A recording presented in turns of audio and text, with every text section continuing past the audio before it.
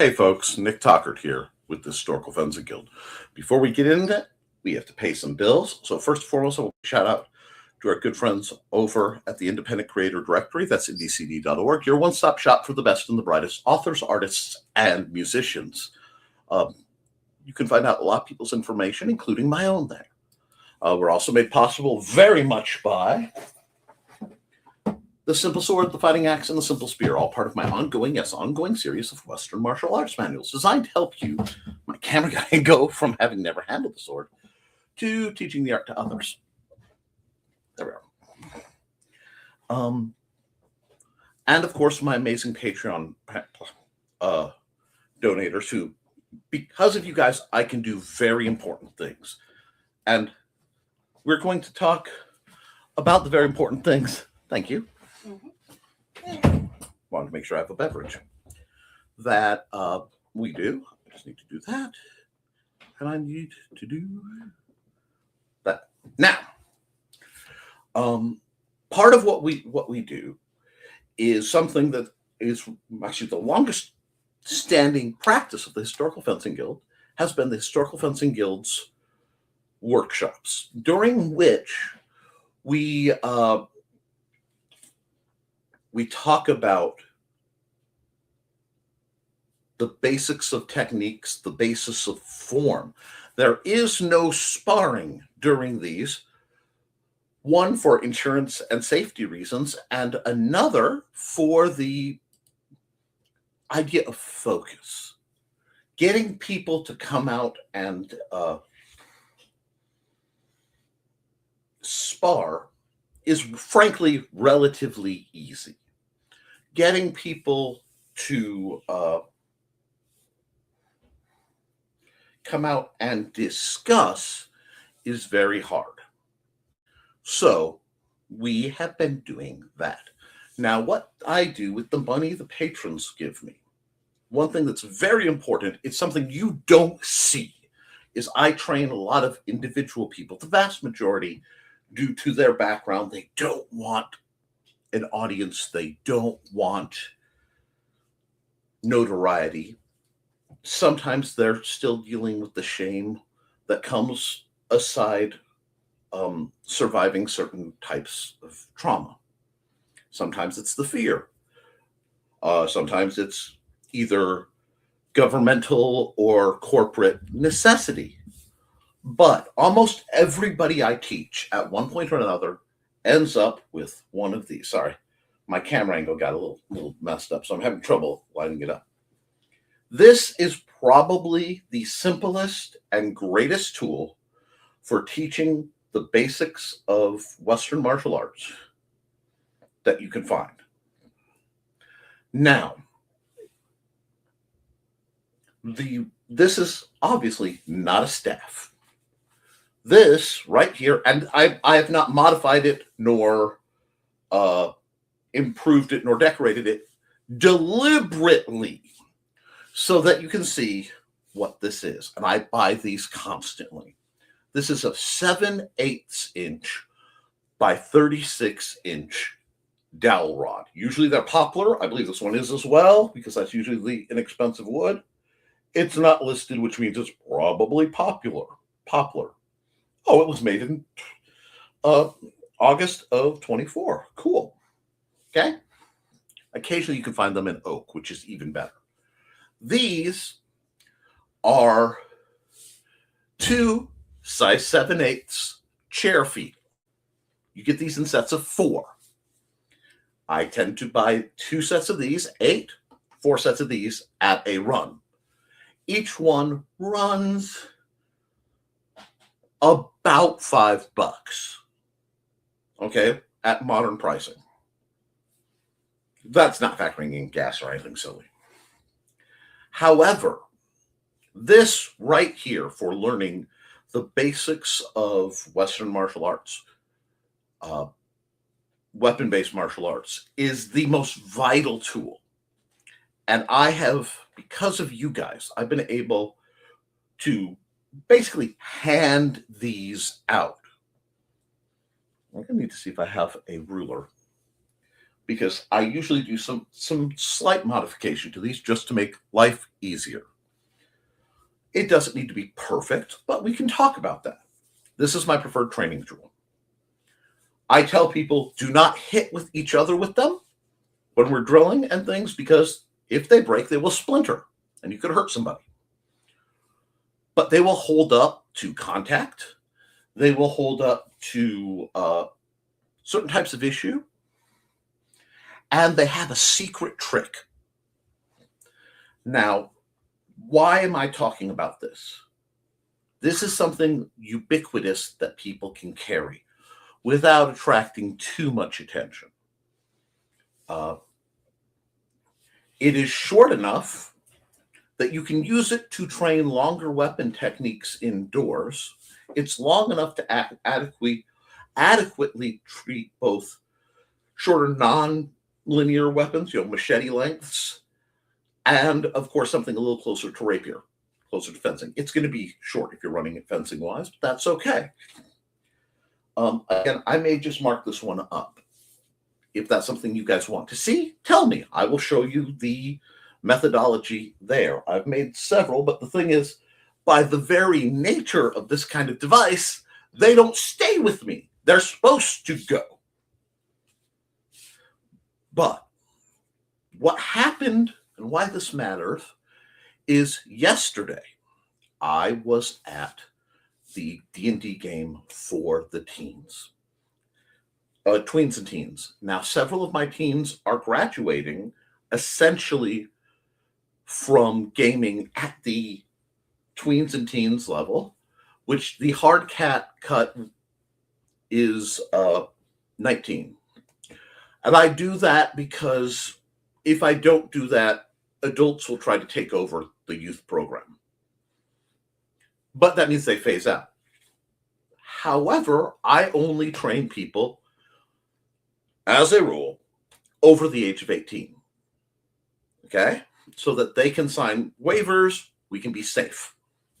And I can protect myself and my resources. Now, when we look at the basics, I can use this to run through all the guards. With this, and usually a piece of chalk, I can do what I did yesterday, which is walk through a simple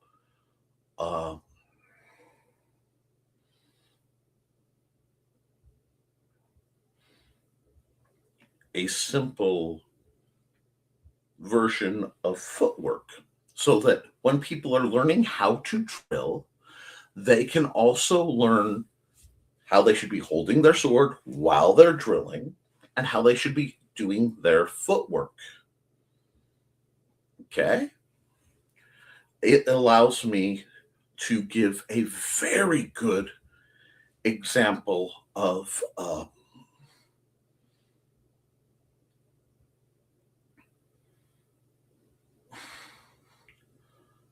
why we do things.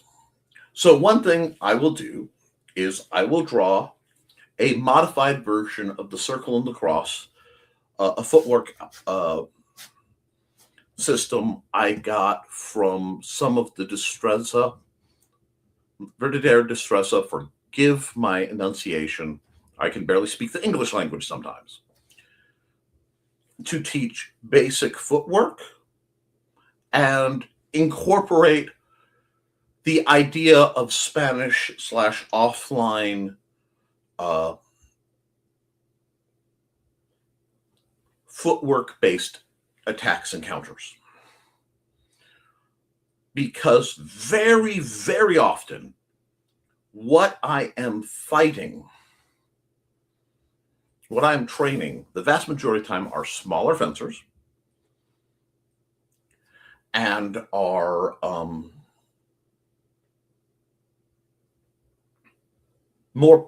very often defensive or almost passively minded individuals, because those are usually the ones who find what I do most palatable.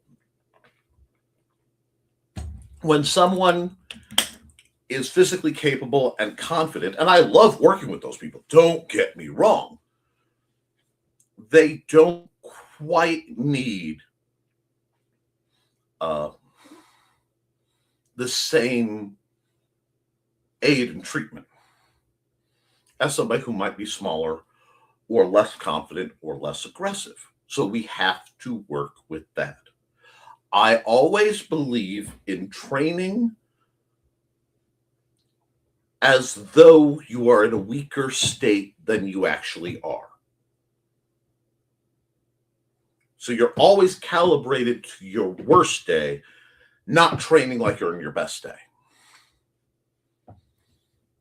As a student, ironically, for me to teach, I have to make sure that I've taken every step I can to make sure that any day I'm training is one of my best days.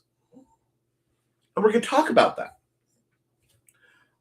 Because I have newer students, and they are very glad of it. They need the same work. Many of them haven't hit their full growth potential or are shorter. So I can work with these ideas. I did, however, promise that those who come and check out my channel, especially check out my current live streams, will have access and sort of a refresher on what I lectured during the practices or the workshops. Practices only happen basically on my own property after waivers are signed. And that's something that we'll maintain after we have the in a couple weeks, my world will be a very different place. And I'm excited. I am slightly concerned, but I'm excited. Now, so what I'm going to do tonight is give a version of the lectures that I was giving during that first session. And if all goes well, barring major purchases, as we establish a regular, session time for this program, I will be able to then cover it back up here. No, not cover it back up. That's not right. Recover. Oh, God. My aphasia got me so hard. Anyway, give you a video of the content. I am not pre-recording these in the hopes that the students who actually participate may eventually drop into the comments and ask the questions that maybe they didn't ask before. So what I am going to do now is bring up my art program. I'm going to set that up over here. And I'm going to bring this over to this screen so that you guys can see functionally what I am talking about. And I am thinking I want not that model. Shoot, I always get it wrong. That model. There we go. This way, it's easier for me to cut in and out of what we discussed. Now, I'm going to put this down because I need my pen, not my sword. You may laugh at that. So what we discussed at practice, and those of you who are not able to attend these, feel free to chime in and ask respectful questions, is the absolute rudiments. So let's cover it over here. This is going to be my whiteboard. Workshop 1, maybe 0. We may consider this, a session 0 kind of situation. This is a little thick, and that's going to be uncomfortable for me. Let me see. We covered Oops, not negative. This is going to be, there we go. We covered 9 basic guards. Oh, my brain just farted.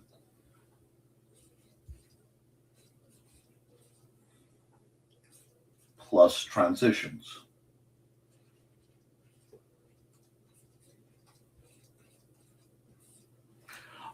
So what that isn't just, okay, first position, second, third, whatever. It's how you'd flow into and out of.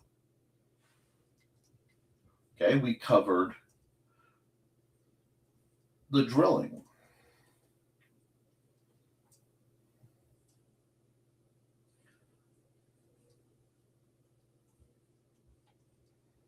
Let me do this like this. Sorry. Wants to be viable. Oldest video on this channel. I am not planning to reshoot this right now. So all you have to do is go to the oldest video on this channel, and you will see a much younger version of me walking through the 9 basic guards.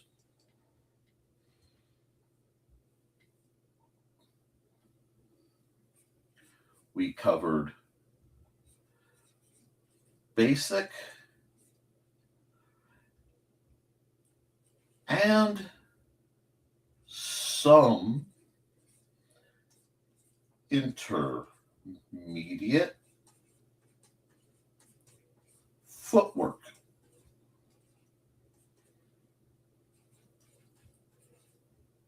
Not word work, handlism. Okay. Hello, Stephanie. How are you, my dear?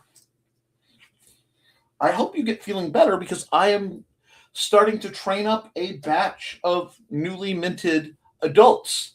And before they flee the coop to go to various points in their lives, I'm running them through the basics you've heard many, many times. In what will be no doubt a flashback to our past. I know you're still feeling sick. I'm sorry to hear that. But at least this is entertaining. And because this is what we covered for the most part.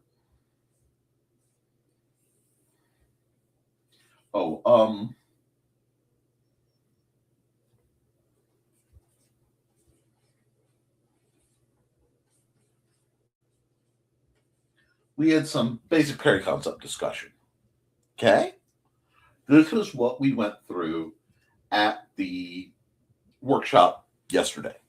They are not scheduled. I will definitely be doing a redo of this material, probably fairly frequently. It's just a matter of me getting there. And again, to people who this seems repetitive for, we have new students. I want to build the basics on the ground up. So the first thing we went over, it was the joy of chalk. And on the sidewalk, we made the Swordmaster's hopscotch. I told you it was based on the circle and the cross. This is not to scale, and it's a little shaky because I kind of overdid it yesterday. And with the weather, my physical nerves are fried. My mental nerves are okay. But we went through this that looks sloppy as heck.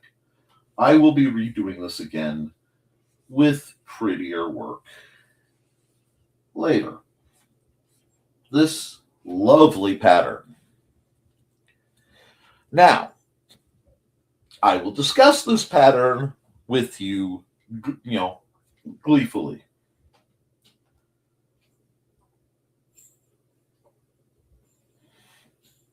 I am going to be doing this as a right-handed person. That is not to say anything negative about left-handed people, because you're going to have to be able to do all this stuff ambidextrously, and I will train the living pants off of you until such time as you can do this with an ambidextrous method. But, as again said, left-handed is superior if you can pull it off. I totally agree, Steph. I should bring your comment up here. See, we do have somebody in the chat. But the very first thing people learn is how to stand. No, I'm not doing that. I'm going to keep to rough white. Oh, I love having essentially a digital whiteboard. Okay. You are going to stand roughly your feet about shoulder width.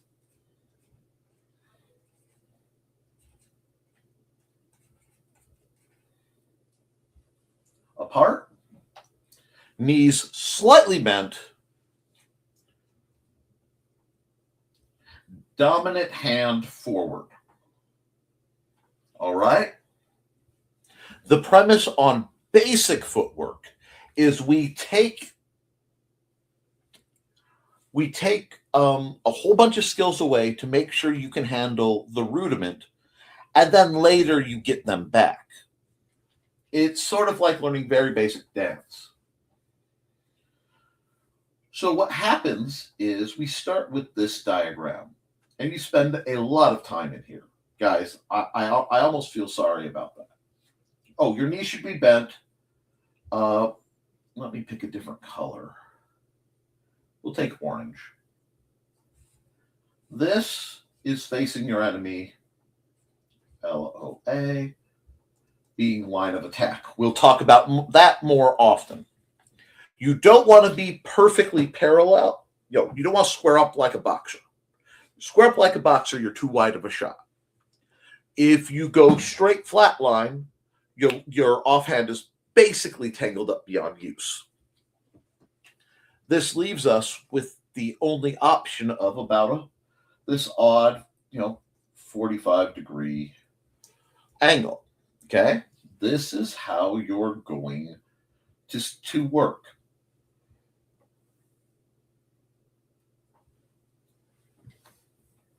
Now, I'm going to add a layer because I want to be able to play with this a bit. If we go red and green, just to make it easier for me, you always move first with the foot that is closest to where you are going. That means you're not going to cross your feet, right? Yes. Because at the beginning, if you do not have a lot of experience, you become very vulnerable when your legs are crossed. And we have to hammer into your brain which foot is where and what it should be doing.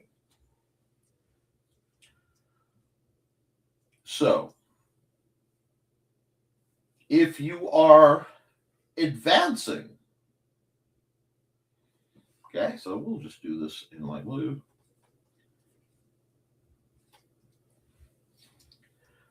If you are going straight, left, you are extended, so you're at a wider stance than right, okay?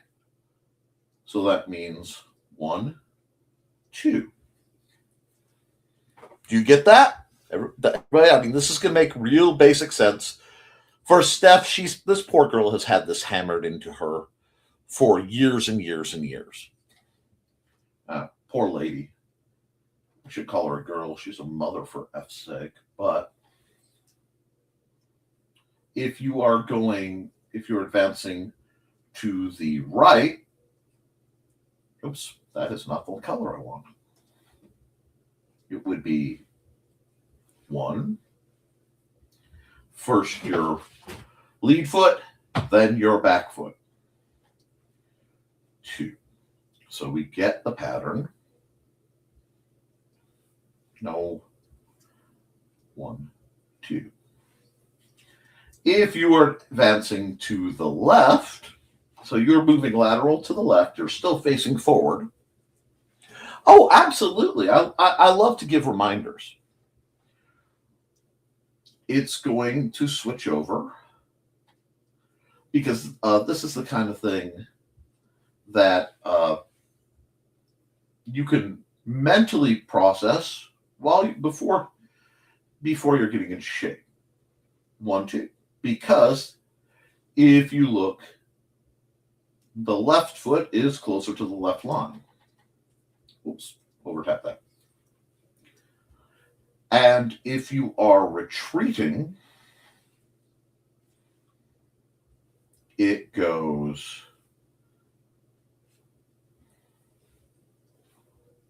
left foot back, right foot back. And I know this looks and sounds dull, but when you're not sure, when your body is exhausted from practice or work, you are going to need this in your soul. Now, yes, it gets interesting when you are going diagonals. Now, I will cover diagonals briefly. Diagonals are usually shorter steps. And again, with the diagonals, you're going to usually lead foot forward,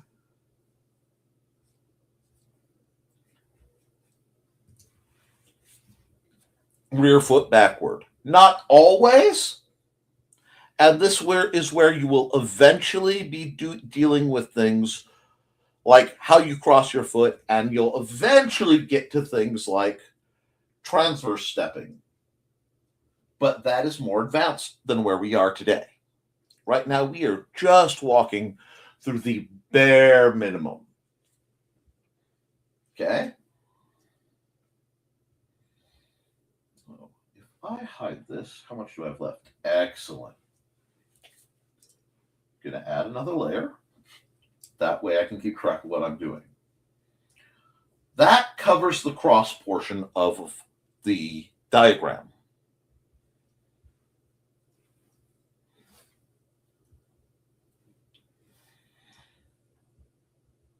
The circle portion is where, I'm going to make this a good bit wider, this gets talked about. Okay? Remember the line of attack? This is the line of, I'm just going to say ATK. Okay? This is where the vast majority of swordsmen die. Okay?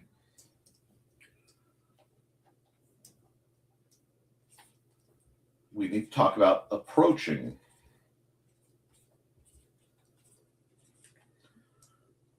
the line of attack.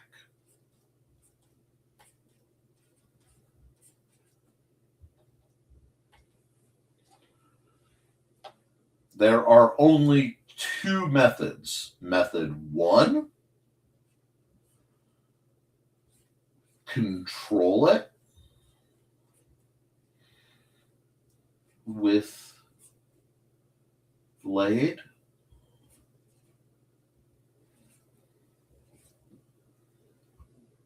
Work. Method 2, avoid with foot work. What does this mean? There is some validity to this. So we can take this. I'm going to add another layer because I don't want things to be too confusing. The line of attack I have failed to define thus far can be defined as, so we'll say LOA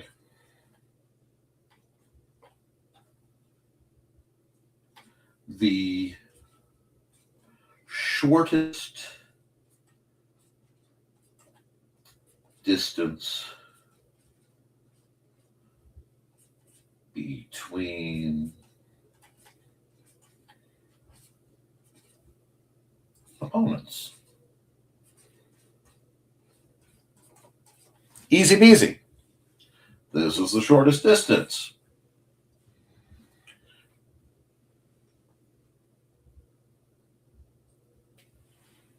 Directly.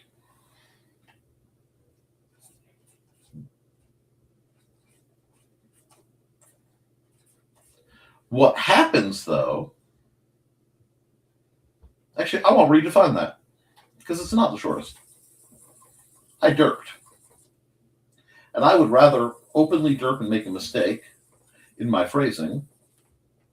It is, so I want to rephrase that. Give me my pen back. The most direct line between two opponents. We'll just say ops. You guys know what that means. All right. This is where people die. We talked, you can defend it by using your parries, and we will spend a huge amount of time focusing on how to do that. Your blade, how blade work is concerned will be getting back into the 9 basic guards and transitions, what you're going to do. It is very, there are a lot of steps, there are a lot of options. Understanding the bonehead rudiments of this theory, however, is relatively brief and it combines well. The trick with this theory is you've got your right foot, you've got your left foot. What you are going to do is get the heck off the line of attack, thus forming, that's not a good color. I've got too many options, so my brain's being fraud. A new line of attack that you have established. Okay? And this line is going to be much shorter than that line. It is a tangential attack because the idea of the circle, okay? So we'll say the magic circle.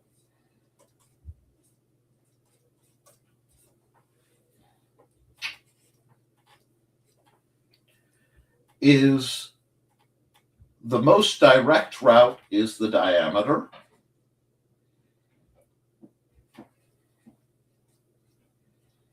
It is actually the longest. So what that means is the effective swordsman, and when I say swordsman, that is a gender neutral term that includes men, women, and anybody who may be in between or sideways of that spectrum. Please don't come at me about that.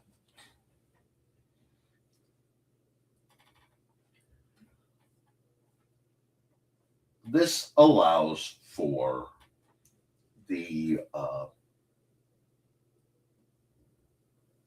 a quicker attack, possibly without even moving your arm. So let me go here. I'm going to make a new layer. I'm going to hide all this for just a second. What do I mean? If we skip a little bit ahead, because we are skipping quite a bit ahead, this is you seen from above.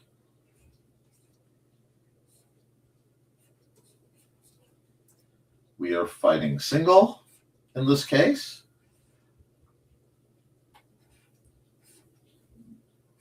And yes, that is a cup hilt rapier. Okay, let me move this fellow around. Let me find my move this fellow around button. There it is. Boop. We can now move this fellow around. Yay! Let's see if I can actually almost animate what we want to do.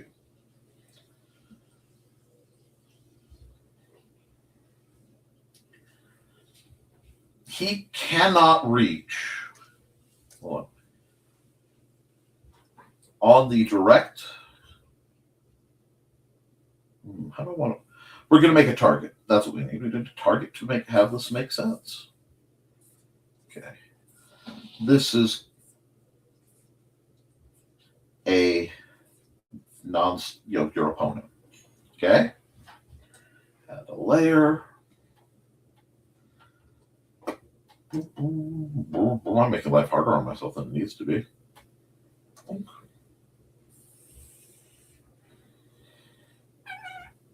Okay. Let me do this real quick to make this a little clearer. If I did this right, there we go. Okay, we have our circle, right? And I'm going to come right back to this tool to make my life again easier. We have our line of attack.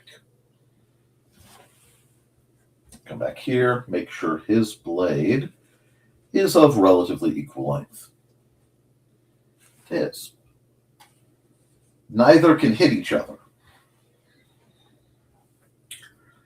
Normally, we can come over here. Whoops. There we go. Normally, this person would try to parry, get in, and go for the kill. Had chesticles. We got to move around the chesticles. Well, that'll be part of a slightly different lecture. We will get there, but we will be focusing on that when we are doing fourth layer. I really like the visual aid. Sometimes it's better visual than kinesthetic learning. Well, I'm very glad. Thank you for letting me stumble through as I figure out how I want to phrase this. What you can do, especially if you are the shorter person. So Stephanie getting this part of the lecture is actually perfect. You can move around the line while maintaining, hold on, give me this, your orientation, which is going to put you in a position to take them at a shorter point. This is very, very helpful when someone has longer reach than you. Okay? I forgot to give that person, I understand what you mean by the chesticles now. Hold on, let me go here. Because, well, a little bit. There we go. I forgot to do that. I got distracted. But do you see what happened there?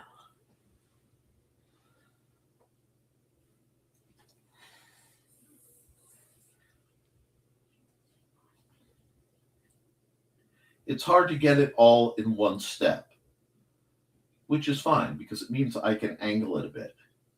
This is really, really crude animation, but it gets it going. Going from here. Now, yeah, this is close enough. You can go the other side through your footwork. Oops. Do not resize because that's going to cheat everything. You usually have to go a bit farther because you have to get around their outside, around the outside, around the outside. But as you move around, you get a better shot at their kidneys. This is best done and accomplished. What? Oh, yes. Yes. Apply the translation. And easiest done and accomplished if this individual right here, the target. Can I have my pen, please? Why are you being funky? because I forgot to disengage that. There we go. Is moving forward.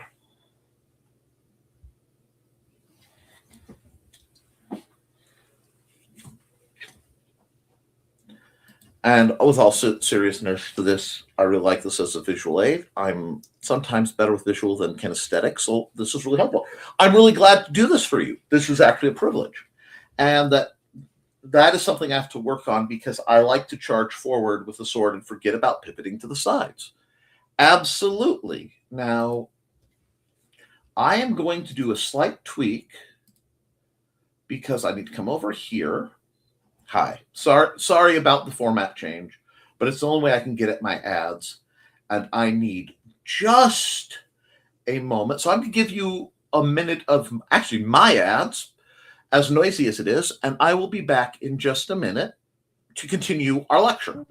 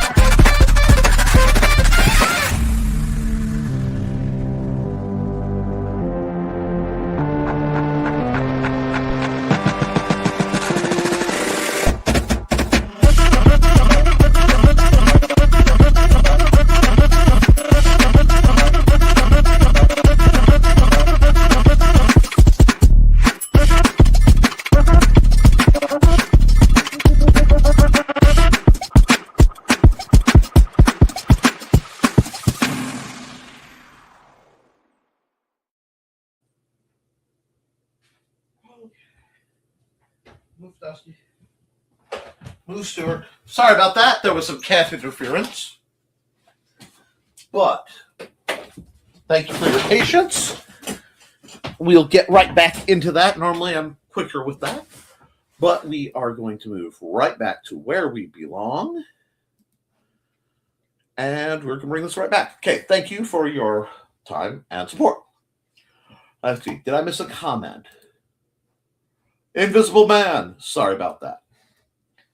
How do you get, the next question people ask is, how do you not get poked necessarily while you're taking this motion? Well, part of it, so we're going to go 1, 2, is understanding the, let me come over here, we go basic blade work,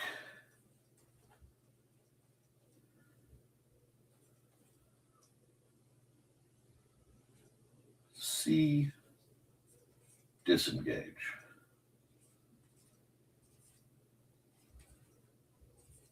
Oops, I typed that again mentally.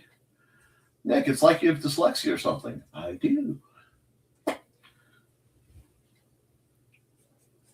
The C disengage works very simply. If your opponent's blade were viewed basically head on, so this is the tip of your opponent's blade, you're going to try to gain advantage by going to the inside or outside of his blade. That means usually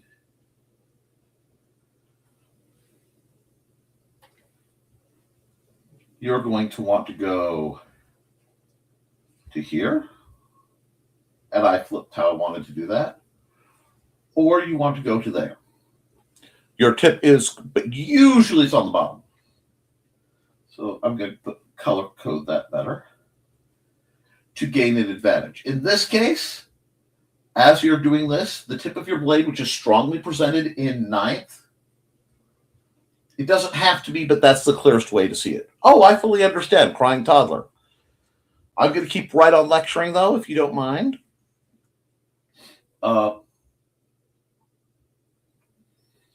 That is what's going to keep your tip away from their sword to set you up for this. So the only motion that they should be able to track.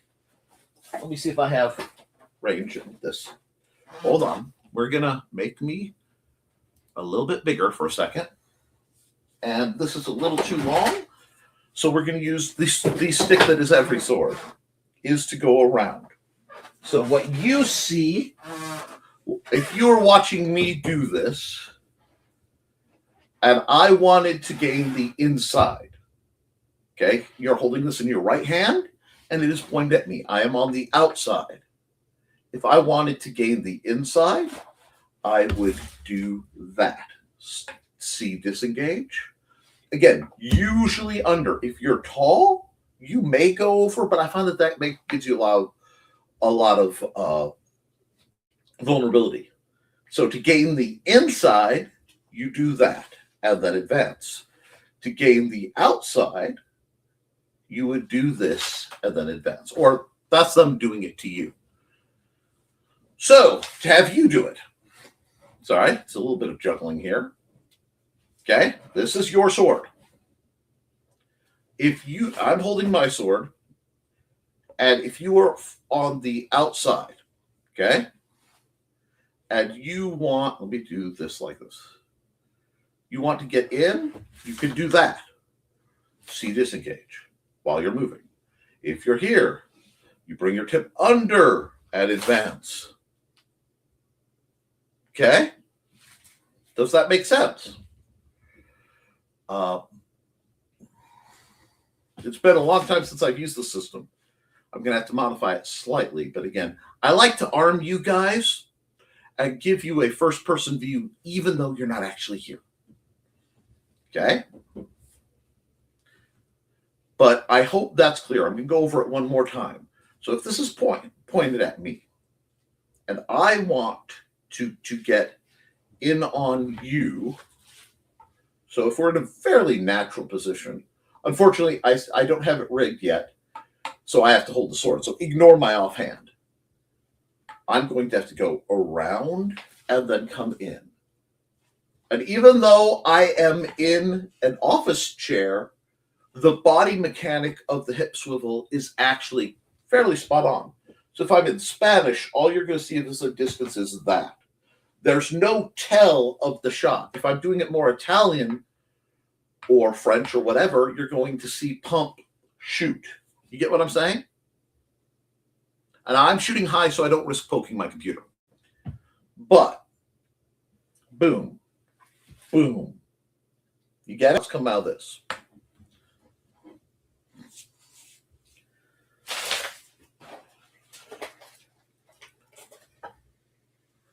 This is where we are comparing very simple minimalist blade work with very simple minimalist footwork. It's a concept easy enough that I can do it in a wheelchair. Well, in a wheeled chair. I do not yet need a wheelchair itself. Knock on plastic. But, one second. This is very thirsty work.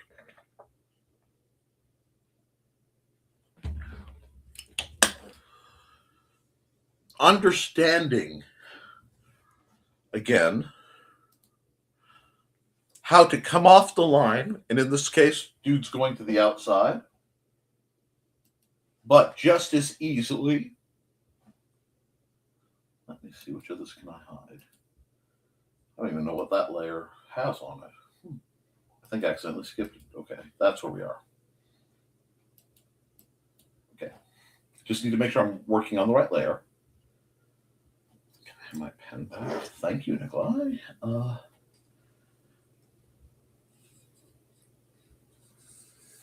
Go around and there.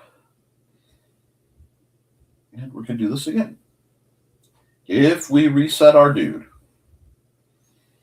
right, to a very neutral standard stance, from here, his footwork is going to simply go around the circle At the same time, his body, as he steps, is angling. This is how you get very simple, very effective kills, especially for Stephanie. If Stephanie wants to know how she dies very frequently when sparring, this is a counterpuncher's dream. It can be done offensively. Now, there is another factor to consider about why this is important, especially, again, for Stephanie. I am shrinking us for a moment, okay? The line of attack is going to stay the same because that's where he can reach you. Why this is important is you do the same kind of thing, but you don't bother. Sorry. Will you move, please? Thank you. Attacking. Go. There we go. You don't bother attacking the body. When you are shorter and you don't have the reach to get to their body, don't try for it unless they are very aggressive and you are very fast. Arm sniping. See, guys. What? I will say yes because I can just hit the undo button if I need to. And I'm going to need to on that one. But let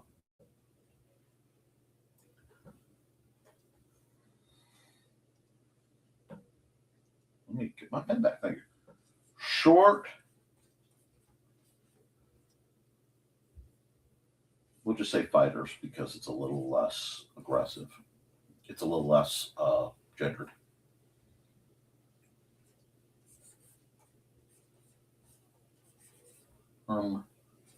Snipe. You're going to do this all day. Arm sniping for the smaller fencer, especially using a simplified Spanish approach, is what's going to allow you regularly to defeat larger and stronger opponents within the scope of your conventions. Now, if you are not able to arm snipe because of conventions or you are feeling more fatal, let's see, this is a blank one, right? Yeah, cool. What you do then is you need to focus on baking your finest pardon. There we go. Okay. If not arm sniping,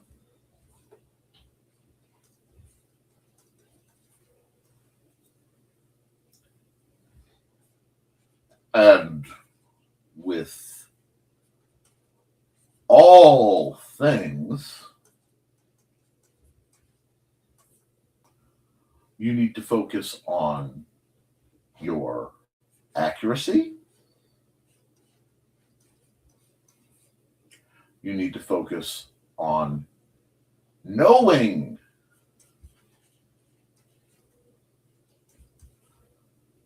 your reach,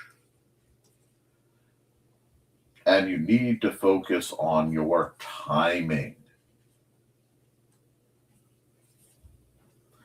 I will tell you this. In almost all standard practices, if you can work on these three things, especially with a thrust-based system, this is how you win. This overhangs everything else. This is how you win. There are some other factors, especially since we have Steph in the audience, for shorter fencers. And I'm going to use terms fencers, fighters, swordsmen, all interchangeably. Okay. Targeting. Options. Okay. So we're going to go over here and we're going to discuss that. So this is going to be our big meanie. Okay. This is the taller than you swordsman. I'm going to try to imply a little bit of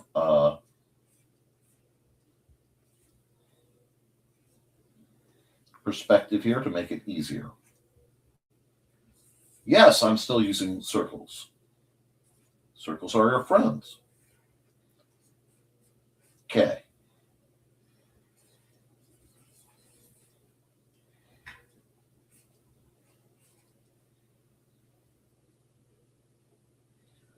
And we'll just put that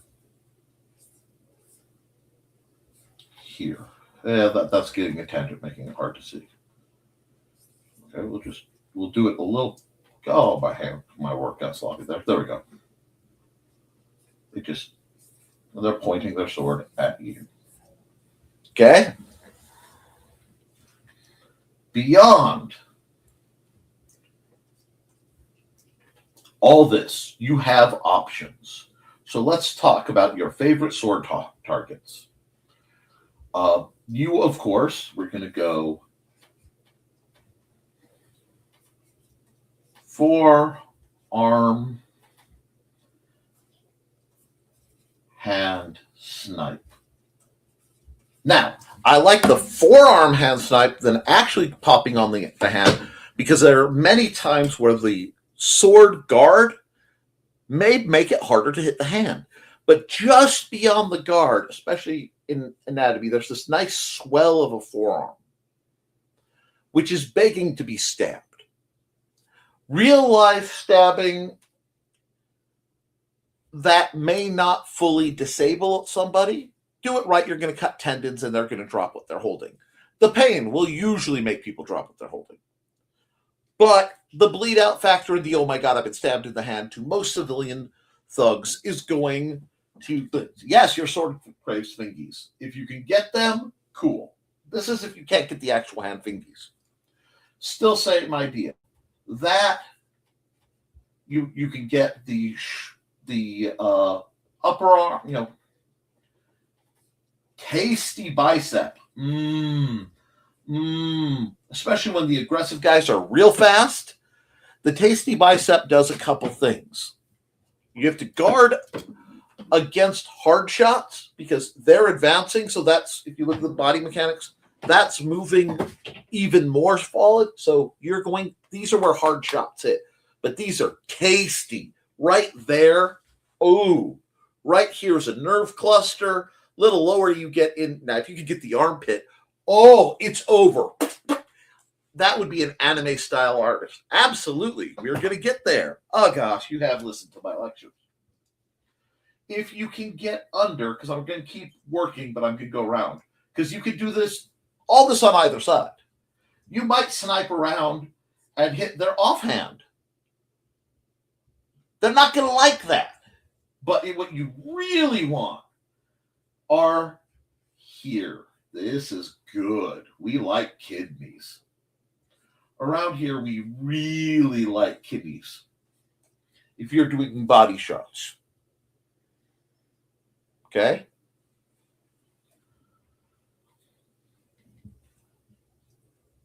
Now, if you can get a cut or a draw, because sometimes you actually end up doing it and they go so fast you can move past them and get a draw cut. This is where you're hitting the femoral. Okay? This is nice off.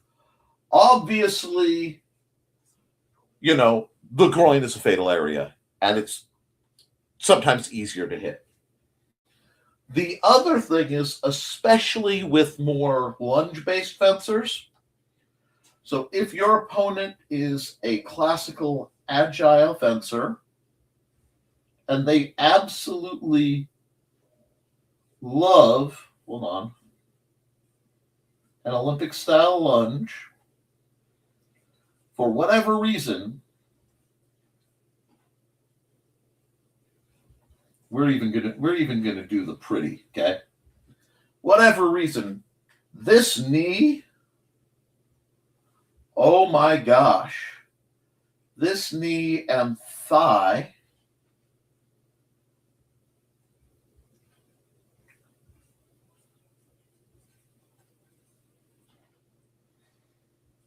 are wonderful because, yes, okay, I'm going to come over here for a second.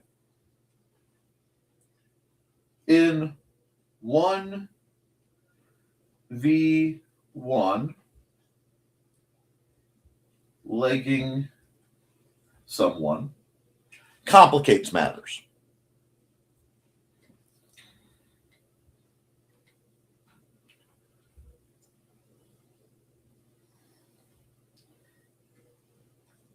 Okay, because now they got to sit and scoot around, and there's a whole thing, depending on your, again, the rules that you're playing by. In melee, leg them and leave them. You've now made them unable to follow you. You've made where they're kneeling. They became a stationary target. And very, very few groups train on what to do if one of their party is legged, especially in any game that somebody dead respawns. However, that's where you will see people game the system, kill their own team member so that they can go respawn and come back full. We'll talk about gaming, metagaming the system in another video. But if you can get here, you probably can get right here. Okay? If you can get there, so you've come around, you flip that shot up, you get the side of their head. Beautiful. In most systems, it's game over. We are still focusing on primarily thrust-based attacks. Much of this will calibrate back over to concussive attacks, which we will talk about later. As a rapierist, I always start on thrust-based attacks. But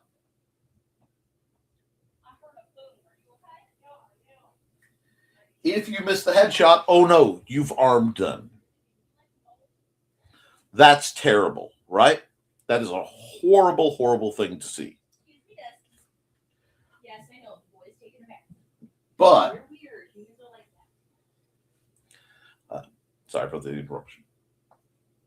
This right here, again, especially for somebody like Steph, especially the shorter fencers, this is going to be your bread and butter. Okay? You have to get off that line. Because, oh, that means I need another one. Okay. We're going to talk about this, and then we'll probably wrap it up for the night. But this is very, very simple. And I'm going to get briefly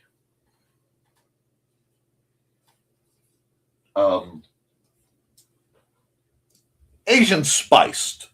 Okay? I'm sure Thesis will be possibly annoyed, but that's okay.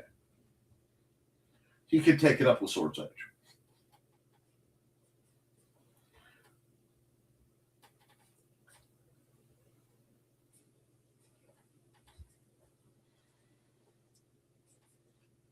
Yin equals accept and redirect force.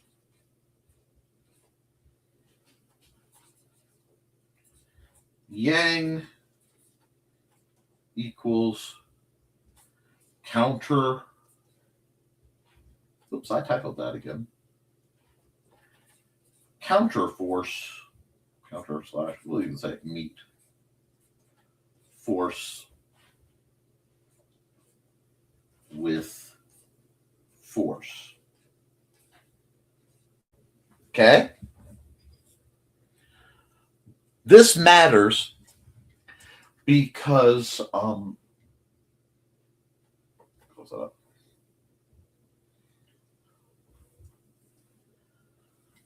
We'll go yin. Well, I'll put this.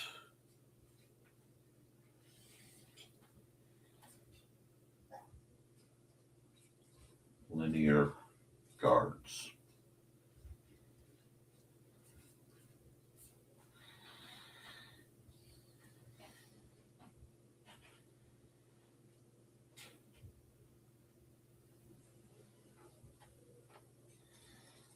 Tangential footwork.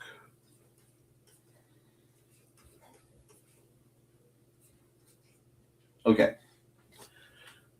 When you're the weaker party, it makes logical sense for you to yield and redirect the force than try to stop it. Because if you try to stop it, you know you will lose. There are, of course, variants to this, but right now we're keeping it to single blade. Okay, single sword. Once you get things like shields in, the game gets different.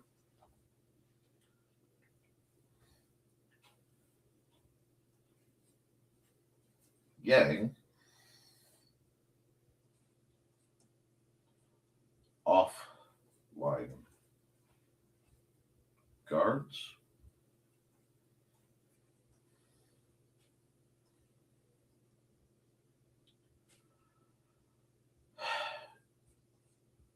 Direct. Sorry. Footwork.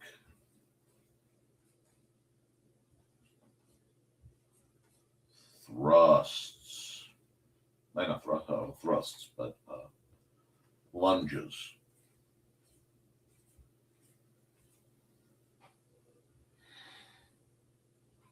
Are you guys seeing the difference?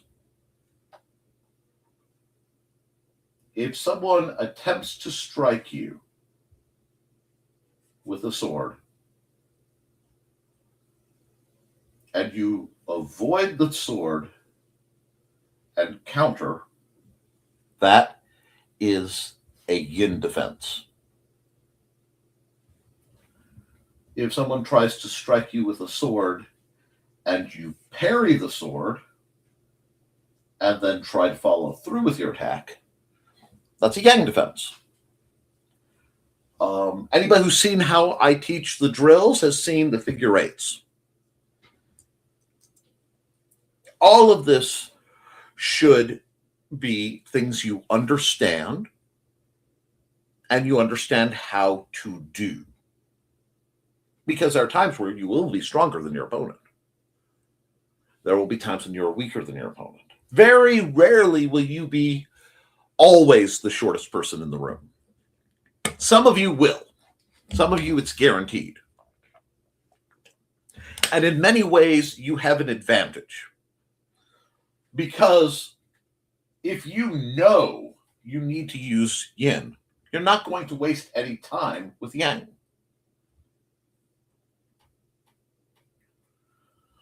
If you have the power for yang, most people don't see any reason to bother with yin.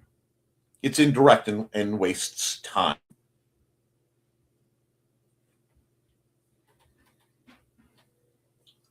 But the ones who get it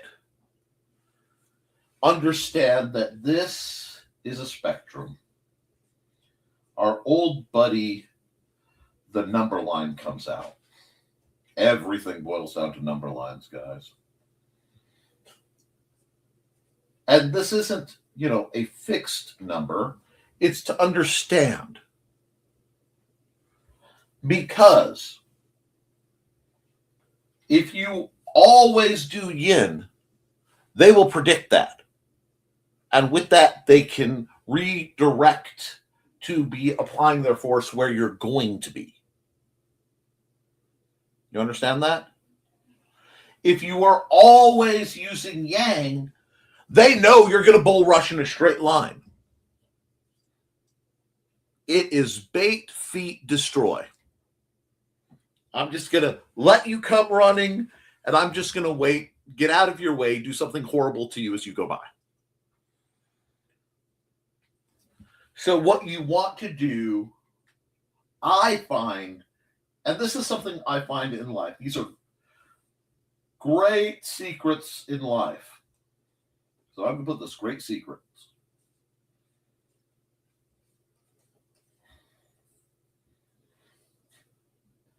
One of the most important ratios you will ever find is 80-20.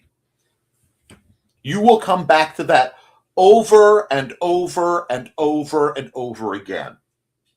As you train between your personality and your necessity as a fighter, one of these is going to be your primary mode.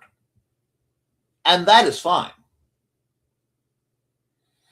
It will work very well if you understand it. But the great trick to it is, if you want to be better,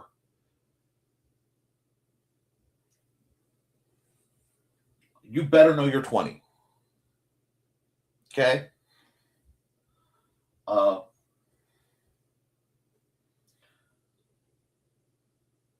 If we go, we're going to do an axis here, and this is of my logic.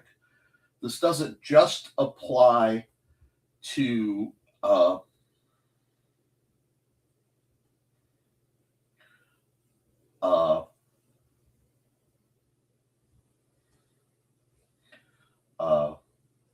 fencing.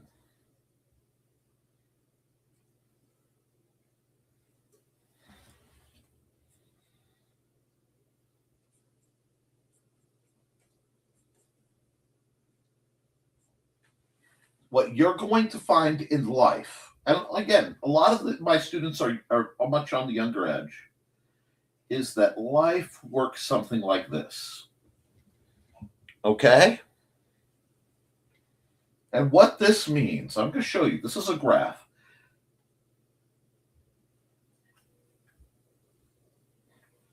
Is going to affect, it all comes back to this as you go.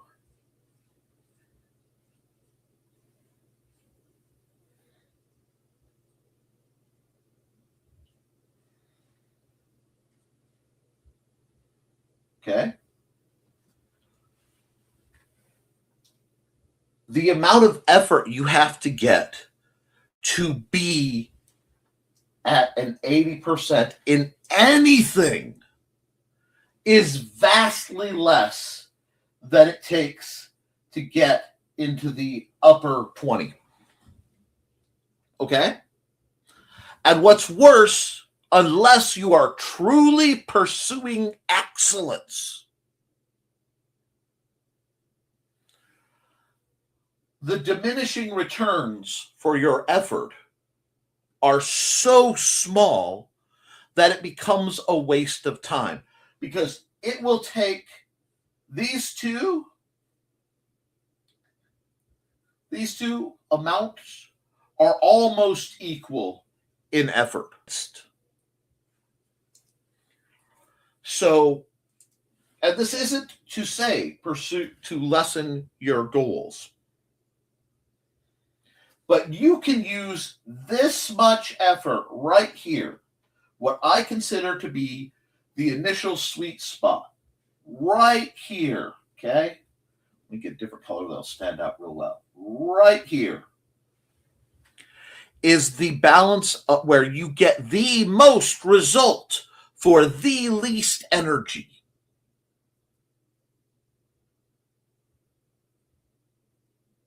You want to go beyond that, I embrace it. I think that's heroic.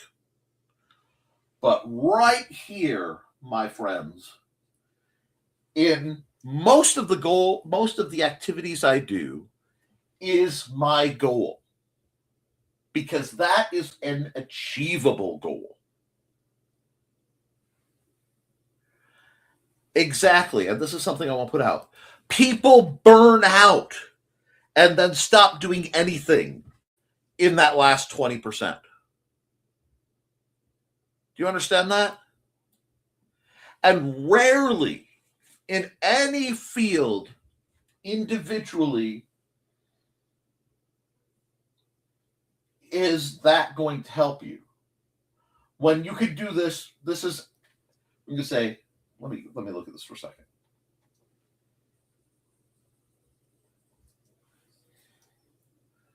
Let's go. We'll just call this, where's my pen again? Any given skill. Okay? This is smart laziness. Smart laziness is knowing when to work, how to work, and how to make yourself better. Because if you take this much energy, right, in this skill, you can stack it. And what I mean is, you can be practicing of your life energy 3 different skills for the amount of energy that goes into trying to chase one skill to that A level.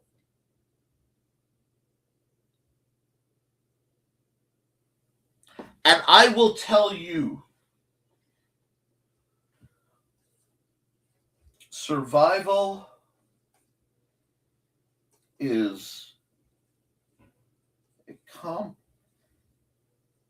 oops, no, my brain's Chris. And this is me dealing with dyslexia again. Accomplished via versatility.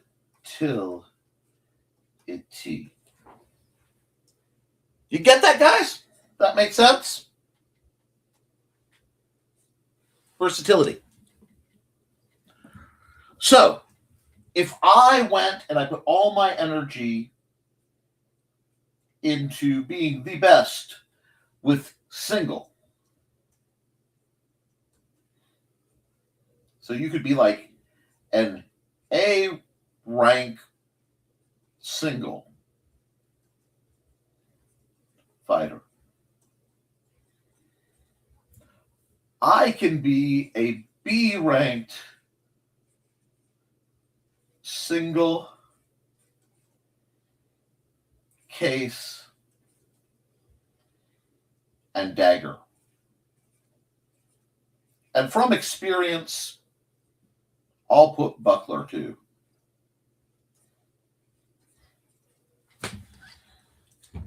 Because there's always going to be a rank of things that come naturally, some things that are a little easier. Okay? This is not to prevent excellence. This is to develop a broad base of mastery in multiple skills. This is the real bread and butter that I don't think any other instructor I've ever seen folds into what we do.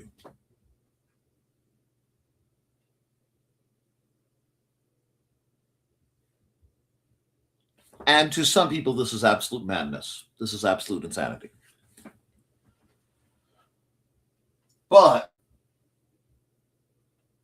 to the folks who need to learn this, to the folks who need to understand this, this lecture, and especially this end part, can completely change your life.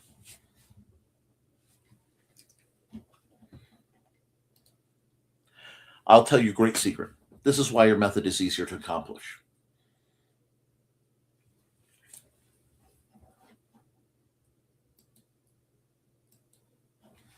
Okay, another great sword master secret that I got from my father and I came to understand.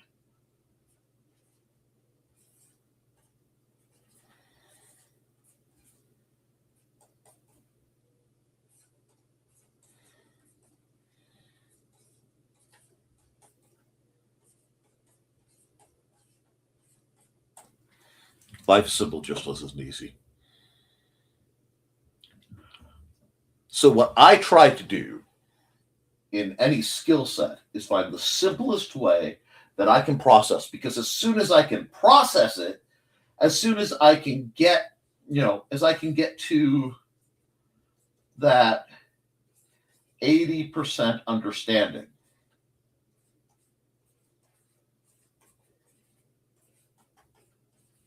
of any given skill, then I can practice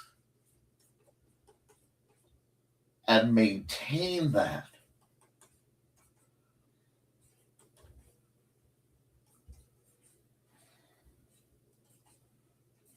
with less effort. And when you start to synergize your skills, guys, yes, when you start to synergize your skills, you will find something really weird. And what you will find very often is that this 80% of understanding will start to creep up. You might get up to 85, 87 plus by doing other things that your brain can then network together.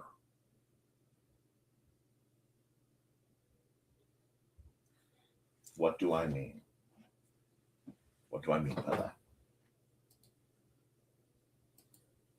And this is going out for Steph, primarily, because it's an example I can turn. Timing.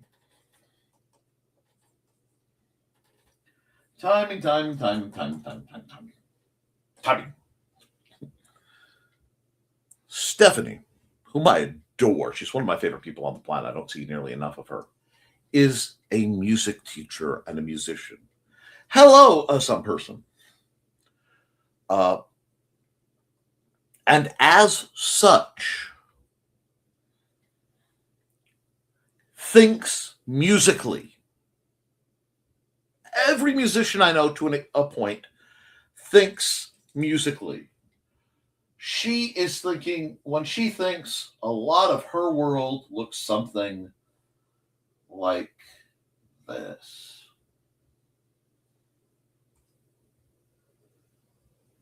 So she's thinking in,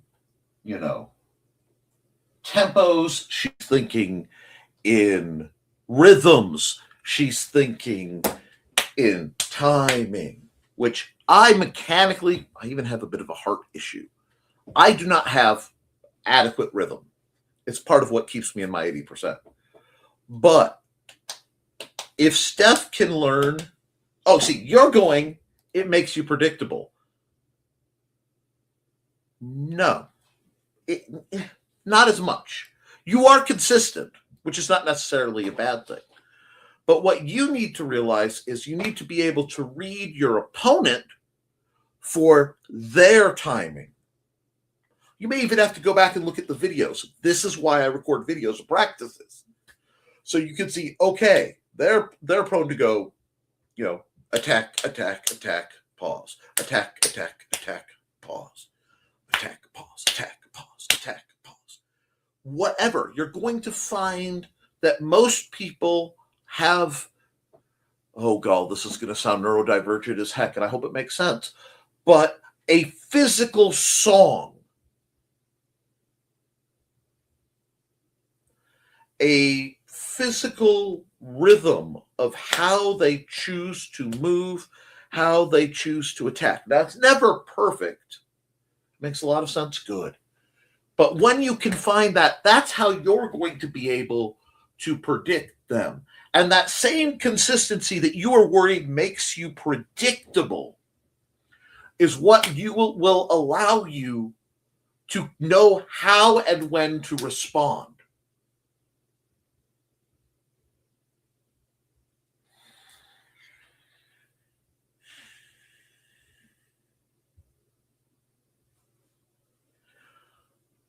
Okay, this is going to sound funny. I hope this makes sense because this is blending the Nick understanding of music and swordsmanship. So stuff is going to get real weird real fast.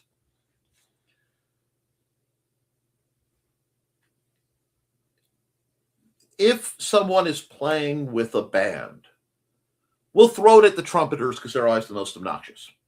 Love you guys, don't get it wrong. But trumpet is playing with the band, they're keeping in time, they're doing everything. Trumpet then drops in, because it's jazz, into a improvisational solo. Okay? While the rest of the band may or may not be playing. Even though that solo is going all over the place, because he's either just noodling around or he's just flat out got it. Okay? Think Miles Davis. Think, oh God, I lost his name. Louis Armstrong. As a musical approach. Even though he's going all over the place, the masters are still somewhat in the rhythm, in the time to fit along with the song they've been playing. But they cannot do that without first having an established rhythm, an established tempo. That's why when you read the books, a lot of people, the tempo, one tempo. You know, you're going to do 2 or 3 things, but you're going to parry and thrust in the same motion. Oh, Fabris. One tempo. I learned it from a lady with a very distinct speech impediment or accent. Not sure which. But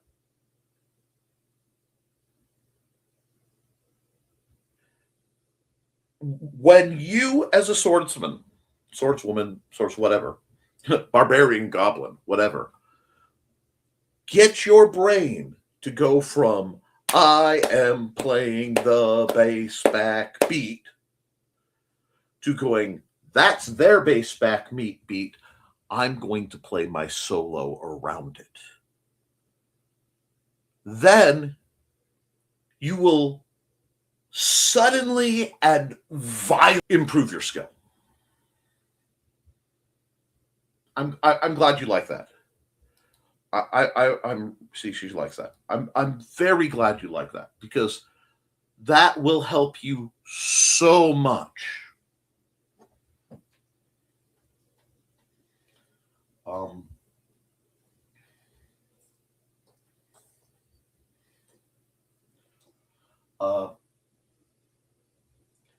This is why I make you guys drill against a target, because when you are drilling against a target, and it doesn't matter what you're drilling with, you are learning your range, and you are feeling, so you're seeing your range, and you're feeling your calibration.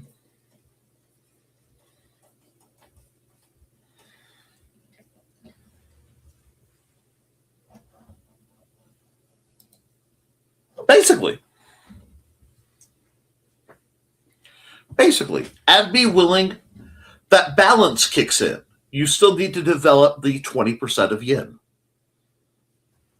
And for you, Steph, assuming you balance your calibration and your range out, since you're here, I can do this. For you, whoops, that is not what I need. Actually, you know what? Yeah, I can do it that way. If it wants to be poopy, I can do it that way. We'll just do this. Ha ha! I shall not be defeated by mere standards. Your yin is going to look. That's it. Oh, no. There we go. Wrong size. Give me a second. Bam. Actually, I need to move them back. This is your target. This is their sword and hand. Their arms are way out because they're long, tall, skinny boys who are far too emo about everything and will remain nameless. Ha! I feel like popping into the Wayback Machine. The red is going to be the energy of Steph. It is going to be understanding to come in and then yin just for a second around your weaker, around your weaknesses, because you may not be strong enough to just knock their sword aside. Does that make sense? Aside from the joke, which I couldn't help,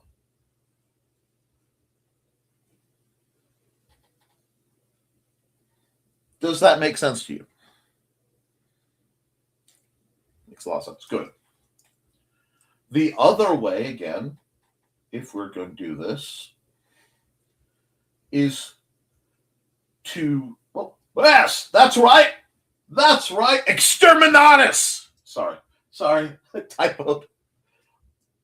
Anyway, sorry.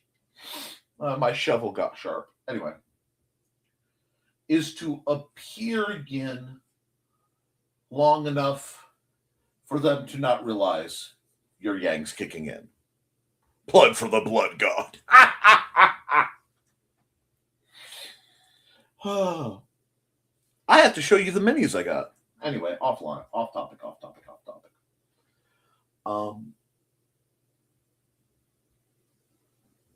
But you're going to find, to improve yourself,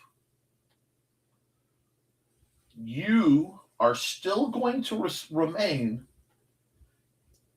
80% yin, yang. That's just who you are.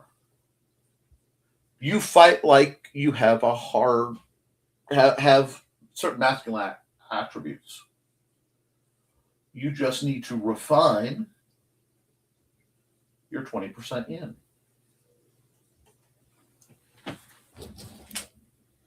Whereas I usually,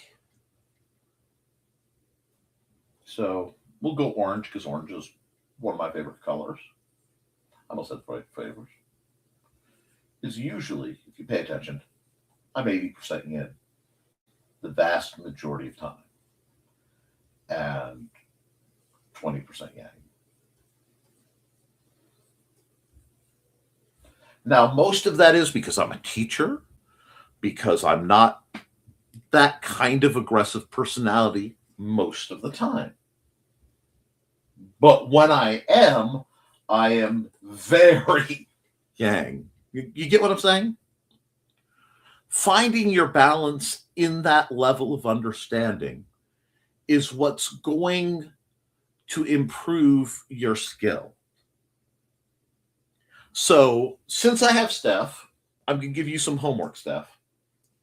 And this is just for your practice as a mental exercise. Okay? And you can do this very easy. It will not be hard work. I want you, we'll get you a new page, hide this. I want you to review old, these are very old videos on HFG. That's for the people following and may not realize it, youtube.com/at the historical fencing guild. I typed that a bit, but we're not going to worry about that. Here, get rid of that so you don't feel that. There are a few with you fighting. You were very shy, and I understand.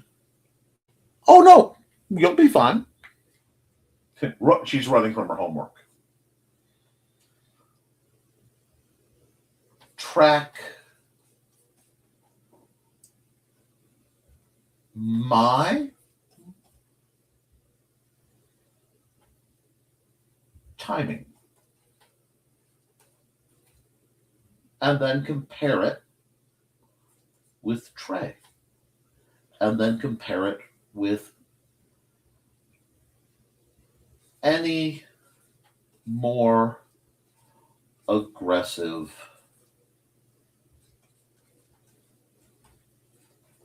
fighter. Okay?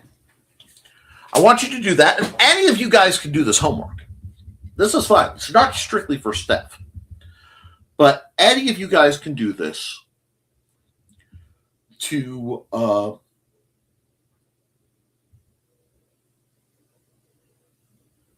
improve yourselves. Okay? All right, folks. I am nearly 40 minutes over, and Steph is moving on to take care of her kid, which I fully understand. Some person was here. I appreciate that. Please like and share this. I will be sending this video expressly to a couple people who desperately need it. If you were on Twitch, please, any way you can support. If you were watching from Kick, any way you can support. The money I get from my guild channel is how I afford to buy a whole bunch of these and give them out. It's how I afford to get masks and replace the masks and gear that gets worn out. There will be crafting videos in the near future. I will probably talk about how to do a pre-recorded video on how to set up one of these bad boys. Till then, guys, I would like you to do your drills, keep your head on a swivel, be kind to yourself and each other, and as always, thank you for supporting your local swordmaster. I will be back with another educational video next week. I'm also streaming 3 times a week on the other channel, the Nicholas Talkert channel, if you're watching this through YouTube, and on the same place on Twitch and Kick. So you can see everything there.